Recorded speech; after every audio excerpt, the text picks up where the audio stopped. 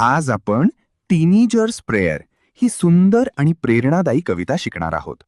ही कविता जे मॉर्स यांनी लिहिलेली आहे. ही कविता किशोरवयीन मुलांच्या मनातील विचार व्यक्त करते. मित्रांनो, किशोरवय म्हणजे आयुष्यातील असा काळ जेव्हा मुलांमध्ये अनेक बदल घडतात. नवीन स्वप्ने असतात, नवीन प्रश्न असतात आणि अनेक निर्णय घ्यावे लागतात. अशा वेळी योग्य मार्ग निवडण्यासाठी मार्गदर्शनाची गरज असते. म्हणून कवी या कवितेत देवाकडे प्रार्थना करतो. चला, आपण पहिला कडवा पाहूया. Each day brings new beginnings. Decisions I must make. I am the only one to choose the road that I will take. या कडव्यात कवी सांगतो की प्रत्येक दिवस नवीन सुरुवात घेऊन येतो.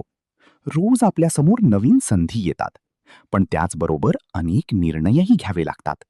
उदाहरणार्थ, अभ्यास करायचा की वेळ वाया घालवायचा, चांगल्या मित्रांची निवड करायची की चुकीच्या संगतीत जायचे. हे निर्णय आपल्यालाच घ्यावे लागतात. आपल्या आयुष्याचा मार्ग आपणच निवडतो. आई वडील शिक्षक मार्गदर्शन करू शकतात, पण शेवटचा निर्णय आपलाच असतो. यातून शिकवण अशी मिळते की आपल्या जीवनाची जबाबदारी आपण स्वतः घ्यायला हवी. चला तर मग कविता ओळी ओळीने समजून घेऊया. चला, आता आपण दुसरा कडवा पाहूया.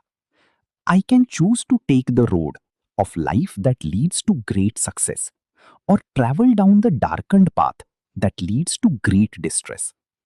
या कडव्यात कवी जीवनाची तुलना दोन रस्त्यांशी करतो.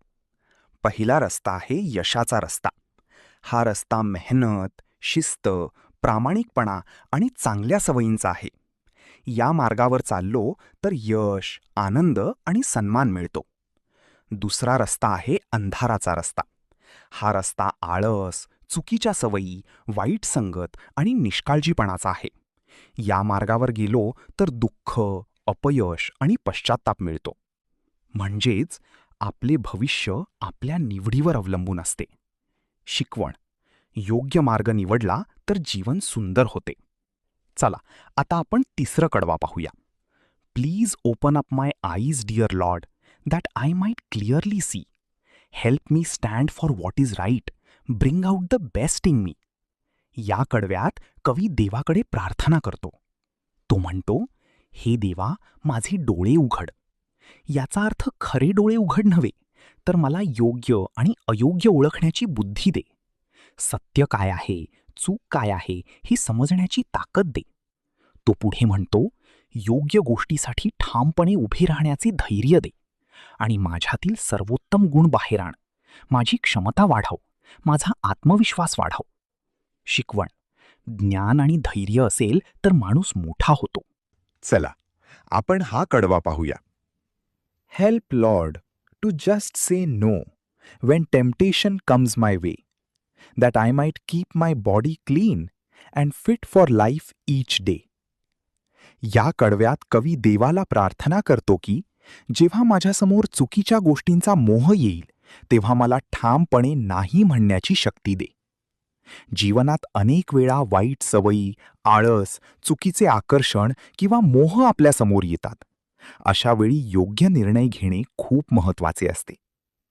पुढे कवी म्हणतो की मला माझे शरीर स्वच्छ, निरोगी आणि तंदुरुस्त ठेवायचे आहे. कारण निरोगी शरीर असेल तरच आपण आनंदाने जगू शकतो आणि जीवनातील कामे चांगल्या प्रकारे करू शकतो. म्हणून कवी देवाकडे चांगले विचार, आत्मसंयम आणि योग्य मार्गदर्शन मागतो. यातून शिकवण अशी मिळते की वाईट गोष्टींपासून दूर राहावे, चांगल्या सवयी लावाव्यात आणि शरीर निरोगी ठेवावे. चला, आपण पुढचा कडवा पाहूया.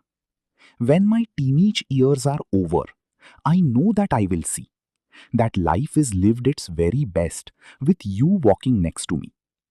या कडव्यात कवी सांगतो की जेव्हा माझे किशोरवय संपेल, तेव्हा मला समजेल की जीवन कसे योग्य पद्धतीने जगायचे. तरुणपणात माणूस अनेक चुका करतो, नवीन गोष्टी शिकतो आणि अनुभव घेतो. पण जसं तो मोठा होतो, तसे त्याला जीवनाचे खरे महत्त्व कळते.